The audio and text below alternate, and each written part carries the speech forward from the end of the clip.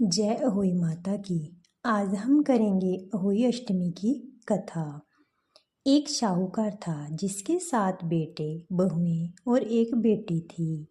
कार्तिक के महीने में दिवाली से पहले अष्टमी को अपने मकान की लिपाई पुताई करने के लिए सातों बहुएं अपनी इकलौती नंद के साथ जंगल में जाकर खदान में मिट्टी खोद रही थी। वहाँ पर स्याहू की मांद थी।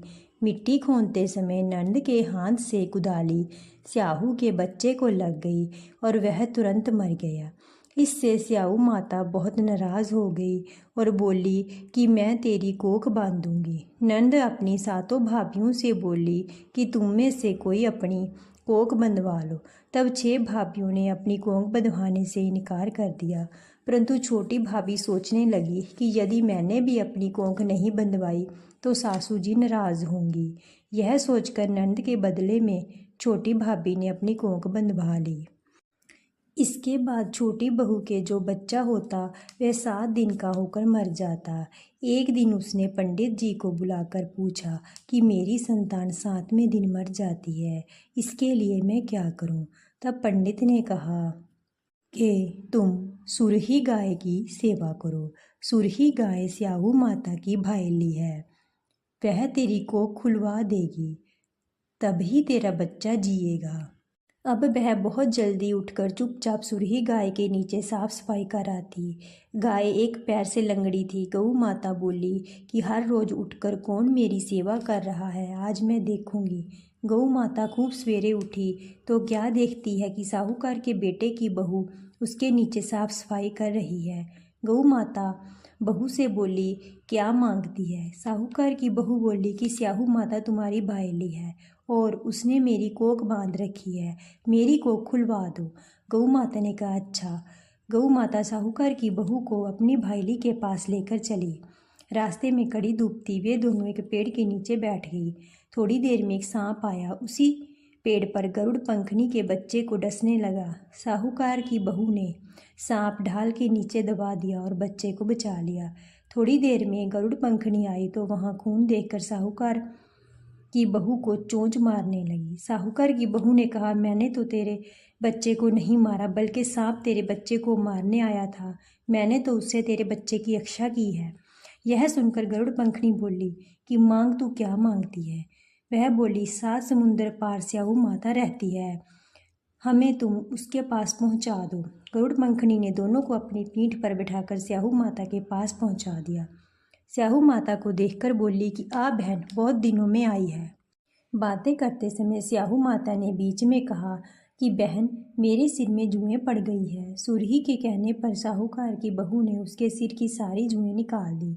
इस पर स्याहू माता ने प्रसन्न होकर कहा कि तूने मेरे सिर की बहुत सलाई फेरी है, इसीलिए तेरे 7 बेटे और 7 बहू होंगी।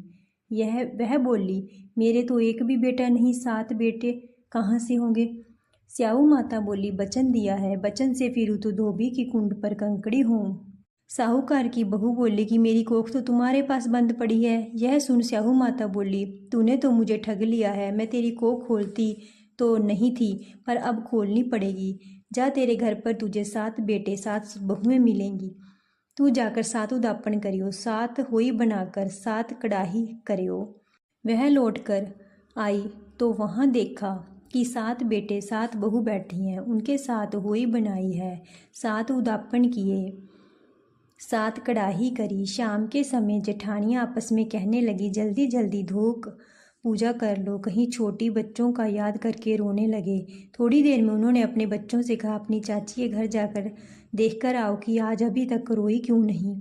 बच्चों ने आकर कहा कि चाची तो होई बना रही है, खूब उदापन हो रहा है। यह सुनते ही जेठानियाँ दौड़ी दौड़ी वहाँ आई और आकर कहने लगी तूने कोख कैसे खुलवाई? उसने कहा तूने तो कोख बंधवाई नहीं थी, सो मैंने कोख बंधवा ली थी, परंतु अब स्याहू माता ने दया करके मेरी वो कोख खोल दी है।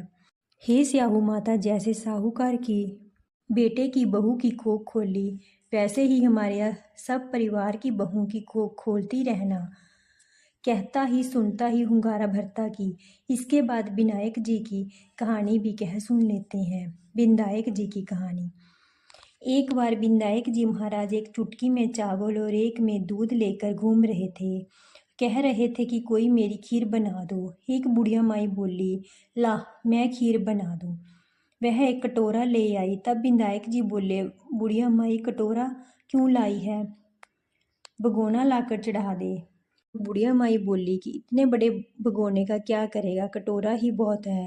विनायक जी ने कहा कि तू चढ़ाकर तो देख। बुढ़िया माई ने भगोना चढ़ा दिया। चढ़ाते ही वह दूध से भर गया। फिर विनायक जी ने कहा, मैं बाहर जाकर आता हूँ, तू खीर बनाकर रखियो। खीर बनकर तैयार हो गई, परंतु विनायक जी महाराज नहीं आए तो बुढ़िया माई का मन ललचा गया और वह दरवाजा बंद करके खीर खाने लगी और बोली कि विनायक जी महाराज भोग लगाओ।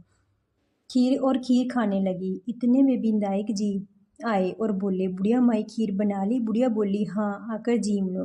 विनायक जी बोले, मैंने तो जीम ली, जब तू जीमने लगी तभी मैंने भोग लगा लिया था। तब बुढ़िया माई बोली कि तुमने तो मेरा पर्दा हटा दिया, परंतु किसी और का पर्दा मत हटाना। अब विनायक जी महाराज ने खूब धन दौलत भर दिया। हे विनायक जी महाराज, जैसा बुढ़िया माई को दिया वैसा कहते सुनते अपने सब परिवार को देना। जय हुई माता की। कथा अच्छी लगी तो प्लीज़ वीडियो को लाइक शेयर कमेंट कर दो, साथ में चैनल को सब्सक्राइब भी कर दें।